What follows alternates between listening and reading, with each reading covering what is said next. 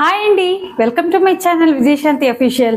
ఈరోజు శ్రావణ శుక్రవారం బ్లాగ్ తోటి మీ ముందుకు వచ్చేసాను. వీడియో కనుక నచ్చితే లైక్ చేయండి, షేర్ చేయండి, అలాగే సబ్స్క్రైబ్ చేయండి. ఇప్పుడు ఫస్ట్ ఏం చేస్తామంటే దేవుడికి పాయసం వడ చేస్తానండి ఇవాళ. సో పాయసానికి ముందుగా సగ్గుబియ్యం నానబెట్టేసుకొని కడిగి పెట్టుకున్నాను. అది స్టవ్ మీద పెట్టేస్తాను. శ్రావణ మాసంలో ఈ శుక్రవారం చాలా ఇంపార్టెంట్ కాబట్టి మీరు కూడా హ్యాపీగా పూజ చేసుకోండి, ఆ అమ్మవారి ఆశీస్సుల్ని పొందండి. ఇప్పుడు నెయ్యి వేసుకోండి, ఎందుకంటే మోస్ట్లీ సగ్గుబియ్యం వచ్చి తొందరగా అడుగంటుతుంది. అందువల్ల ఒక స్పూన్ నెయ్యి వేసుకోండి, సగ్గుబియ్యం వచ్చేసి అడుగంటకుండా ఉంటుంది. సరే, ఈ సగ్గుబియ్యం ఉడికే లోపల నేను వడలు వేద్దామని మినప్పప్పు ఒక 1 అవర్ ముందు నానబెట్టేసుకున్న తర్వాత ఇప్పుడు మిక్సీ వేసి పెట్టుకుంటాను. ఇప్పుడు సగ్గుబియ్యం బాగా ఉడకబట్టేసింది చూడండి. ఇప్పుడు నేనేం చేస్తానంటే చక్కెర వేసుకుంటున్నాను. అది పాయసానికి ఎవరు ఎంత తీపి తింటారో దాన్ని బట్టి వేసుకోండి. నేను మటుకు ఉరామరిగ్గా వేసేస్తాను, అది కరెక్ట్గానే ఉంటుంది. మరీ ఎక్కువ తీపైనా తినలేం కాబట్టి ఉరామరిగ్గా వేసుకుంటాను.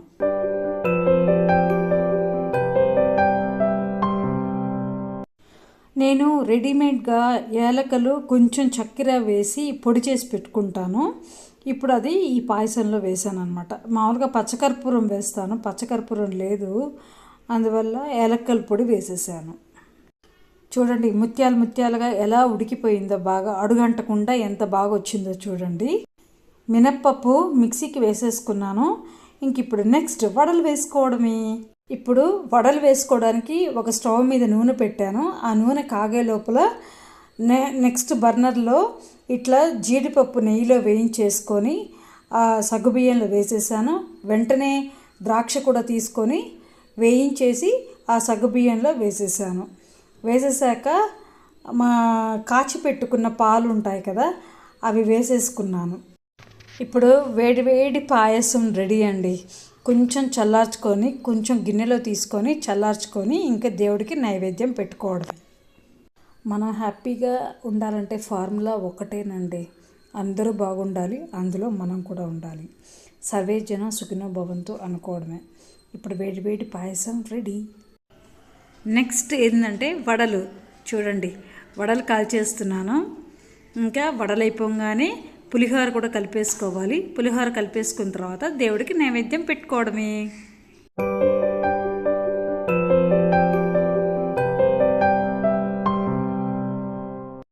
ఇప్పుడు నిమ్మకాయ పులిహోర కలుపుతున్నాను. ఆల్రెడీ అన్నం ఉడికిచ్చి చల్లారబెట్టుకున్నానండి.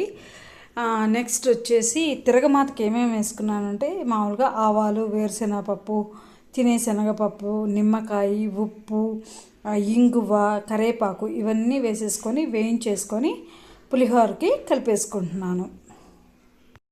పులిహోరలో పసుపు తక్కువ వేసుకున్నాను, ఏమంటే మా పిల్లలు కొంచెం ఇష్టపడరు, అందువల్ల తక్కువ పసుపు వేసుకున్నాను. ఇప్పుడు పాయసం, వడలు, పులిహోర రెడీ.